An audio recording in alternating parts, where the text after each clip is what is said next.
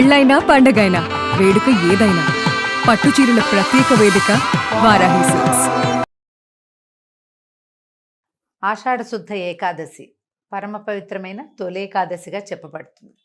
సాధారణంగా ఏకాదశి తిథే అద్భుతమైన తిథి, విష్ణుప్రీతికరమైన తిథిగా చెప్పుకుంటాం.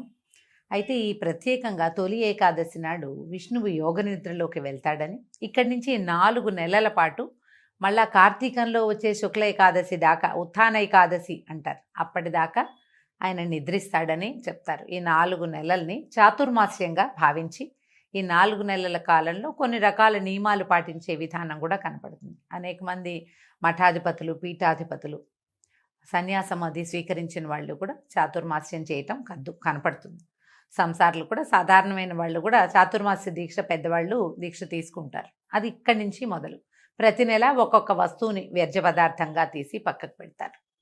వాళ్ళ పద్ధతి ప్రకారం చేసుకోవచ్చు. అయితే ఈ చాతుర్మాస్యంగా చెప్పబడే 4 నెలల కాలంలోనూ విష్ణుదేవుడు, మహావిష్ణువు పాతాళంలో ఉన్నటువంటి బలిచక్రవర్తి వద్దకి వెళ్తాడని ఇలాంటి ఒక కథనం కూడా కనిపిస్తుంది. మధ్యలో ఆయన పక్కకి తిరిగి పడుకుంటాడు. ఇప్పుడు యోగ నిద్రలో ఉన్న విష్ణువు పరివర్తన ఏకాదశిగా చెప్తారు, పక్కకి తిరిగిన ఏకాదశి కూడా ప్రత్యేకంగా. అయితే ఈ ఏకాదశిలో మొదటిగా తొలి ఏకాదశిగా చెప్పబడే ఈ ఏకాదశి రోజున పేలపిండిని విష్ణువుకి నివేదన చేస్తారు. పేలపిండి పంచిపెట్టచ్చు, చాలా విశేషమైన దానంగా పరిగణించబడుతుంది. ప్రసాదంగా ఇవ్వచ్చు, దానంగా ఇవ్వచ్చు. ఈ తొలి ఏకాదశి రోజున అన్నం పూర్తిగా నిషేధం, మాంసాహారం నిషేధమే. ఆ తర్వాత ఒకవేళ ఏదైనా అనారోగ్యంగా ఉండి ఆహారం విసర్జన చేయలేము, ఉపవాసం చేయలేని వాళ్ళు సాత్వికమైన ఆహారం ఏదైనా తీసుకోవచ్చు. ఉల్లి, వెల్లుల్లి అలాంటివి తీసుకోకూడదని చెప్తారు. అయితే ఏకాదశి సాధారణంగా మనం అందరూ ప్రతి ఏకాదశికి ఉండేటట్టుగానే ఈ తొలి ఏకాదశి నాడు కూడా ఆ రోజంతా ఉపవాసం ఉండటం, పగలు నిద్రించకూడదు, రోజంతా విష్ణునామస్మరణలో ఉండాలి, ఎక్కువగా నామపారాయణ చేసుకుంటే మంచిది. మళ్ళీ మర్నాడు ఉదయము ద్వాదశి సమయం దాటకుండానే పారణ చేయటం, ఎవరికైనా బ్రాహ్మణ భోజనం ఇవ్వటం, బ్రాహ్మణులకి భోజనం పెట్టడం, లేదా మోయిని ఇవ్వటం, పొత్తర్లు ఇస్తామంటారు, అలాంటిది ఏదైనా ఇవ్వచ్చు. ఇచ్చి తాము భోజనం చేస్తే తొలి ఏకాదశి వ్రతం పూర్తవుతుంది. ఈ తొలి ఏకాదశిని శయనేకాదశిగా కూడా చెప్తారు. విష్ణుమూర్తి నిద్రపోతారు కాబట్టి, ఇక్కడి నుంచి నిద్ర మొదలు కాబట్టి. అయితే ఇప్పటి నుంచే మనకి కొద్ది రోజులు, ఒక 10 రోజుల తర్వాత ఇంచుమించుగా దీనికి దగ్గరలోనే ఉత్తరాయణ కాలం వెళ్ళిపోయి దక్షిణాయనం మొదలవుతుంది. ఉపాసనా కాలంగా చెప్తారు. దేవతల నిద్రాకాలమని, ఇప్పుడు తప్పకుండా ఉపాసనలు పెంచాలని, పండగలు చాలా వస్తాయి చూడండి. ఈ తొలి ఏకాదశి తర్వాత క్రమంగా మనకేముంది, ఆషాఢం వెళ్ళిపోతే శ్రావణం వస్తే అన్ని పూజలు. భాద్రపదంలో 10 రోజులేమో మనం గణపతికి పూజ చేసుకుంటాం.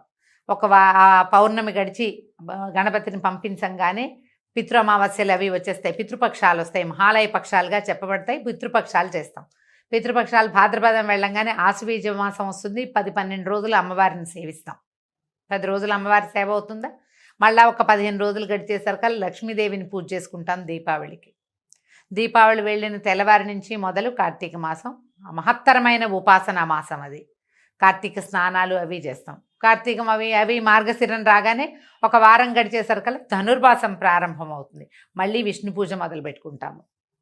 ధనుర్మాసం పూర్తయి ధనుసయి మార్గశిరం అయిన తర్వాత పుష్యమాసం సగపడి పడేసరికల్లా మళ్ళీ మనకి ఉత్తరాయణ పుణ్యకాలం మళ్ళీ మొదలవుతుంది. ఈ దక్షిణాయనం అంతా కూడా దేవతల నిద్రాకాలంగా ఉండి, ఈ సమయంలో మనం ఉపాసనలు, స్నానాలు, పూజలు, హోమాలు, తీర్థయాత్రలు అలాంటివన్నీ చేయటం వల్ల ఏమవుతుంది, భూమికి బలం వస్తుంది, మనకి పుణ్యబలం పెరుగుతుంది, దేవతలు కూడా బలం పుంజుకుంటారట.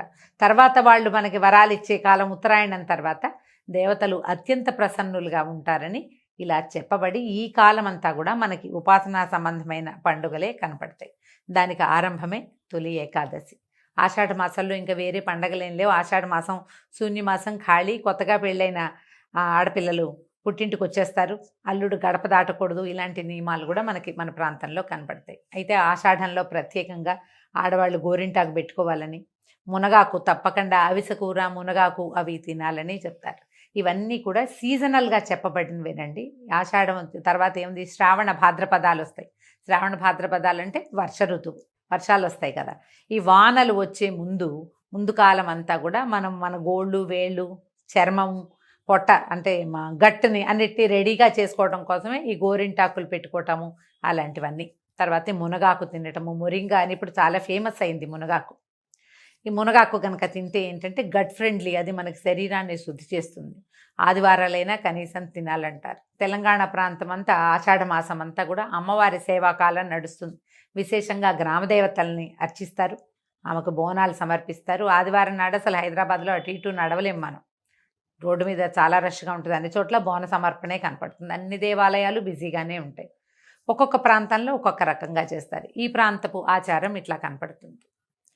ఆంధ్ర ప్రాంతంలో ఇంకొక రకంగా అమ్మవారికి ఆషాఢ ఆదివారాల్లో అమ్మవారికి పెరుగన్నం ఇవ్వటం, గంగానమ్మకు పెట్టడము, అది కొన్ని ప్రాంతాల్లో కనపడుతుంది. ప్రాంతీయ ఆచారాల్ని మనం ఎలాగూ పాటిస్తాం. ప్రాంతాలకి అతీతంగా ఈ తొలేకాదశి పండగని అందరము చేసుకుంటాం. ఈ రోజున తెల్లవారే స్నానం చేసి తలంటు పోసుకోకూడదండి. నూనె రాసుకుని స్నానం కాదు, తల కొంచెం కుంకుడుకాయతోటో లేదా కాస్త షాంపూతోటో తల రుద్దుకోవటం, తల కడగటమే. తెల్లవారే స్నానం చేయటం, పూజా పునస్కారం చేసుకోవటం, భగవంతుడికి పళ్ళు పాలు నివేదన చేసి దాంతోపాటు పేల పిండిని కూడా నివేదన చేసి, పేలాల పిండినే ఈ రోజున మనం ఆహారంగా తీసుకోవచ్చు. దాన్ని అందరికీ ప్రసాదంగా పంచిపెట్టచ్చు. దేవాలయ దర్శనం విశేషంగా చెప్తారు. తొలేకాదశి నాడు మీరు ఏ దానం చేసినా అది ద్విగుణీకృతమైన ఫలితాన్ని ఇస్తుంది. దానం పుచ్చుకోని కూడా అనకూడదు. వాళ్ళు ఎవరైనా ఏమైనా ఇస్తే అబ్బాయి మేము ఇది తీసుకోండి అనకూడదు, తీసుకోవాలట తప్పకుండా. వస్త్రదానం చేయొచ్చు, పళ్ళు ఫలాలు దానం చేయొచ్చు, తీయని వస్తువులు ఏవైనా ఇవ్వచ్చు. పంచామృతం లాంటివి కూడా కలిపి ఎవరికైనా, పంచామృతాలు అంటే పాలు పళ్ళు, అదే పాలు నెయ్యి, తర్వాత తేనె, పంచదార, పెరుగు, ఇవి కూడా మనం విరివిగా ఎవరికైనా ఇవ్వచ్చు. ఇవన్నీ కూడా మంచి అద్భుతమైన దానాలుగా పరిగణించబడతాయి. ఈ రోజంతా కూడా విష్ణునామ సంకీర్తన చేసుకుంటూ రాత్రికి జాగరణ ఉండగలిగితే చాలా మంచిది. ఏదైనా గర్భవతులు, పెద్దవారు, మరి చిన్నపిల్లలు, వీళ్ళంతా అన్నం తినకుండా ఉండలేని వాళ్ళైతే వారికి ఉపవాస నియమం లేదు. ఒకవేళ ఉండగలిగితే అన్నానికి భిన్నంగా ఏదైనా కొద్ది చిన్నపాటి ఫలహారాన్ని స్వీకరించవచ్చు. ఈ రెండు లేకుండా ఉండగలిగే వాళ్ళు హాయిగా ఉపవాసం ఉండొచ్చు. భగవన్నామస్మరణ చేసుకుంటే మంచిది. ఈ పరమ పవిత్రమైన తొలేకాదశి రోజున దుర్భాషలు ఆడకూడదు, ఇతరులని నిందించకూడదు, గొడవలకి కొట్లాటలకి దిగకూడదు. ఇది ప్రధానమైన నియమం. మీరు ప్రశాంతంగా ఉండి ప్రపంచాన్ని ప్రశాంతంగా ఉండనివ్వాలి. మర్నాడు ఉదయం పొద్దునే మళ్ళీ స్నానం చేసి దేవతార్చన చేసుకుని వంట చేసుకుని స్వామికి నివేదన చేసి ఎవరికైనా భోజనం పెట్టి మనం కూడా భోజనం చేయగలిగితే మంచిది. దక్షిణ తాంబూలాదులతో బ్రాహ్మణ్ణి సత్కరిస్తే మరీ మంచిది. ఇది సంవత్సరానికి ఒకసారి వచ్చేదే. ఈ మనం మామూలుగా చెప్పుకునే ఏకాదశుల్లో ప్రత్యేకంగా ఈ ఒకరోజు ఉపవాసం ఉన్నా చాలా 24 ఏకాదశులు వస్తాయి మనకి సంవత్సరానికి. అవన్నీ చేయలేము.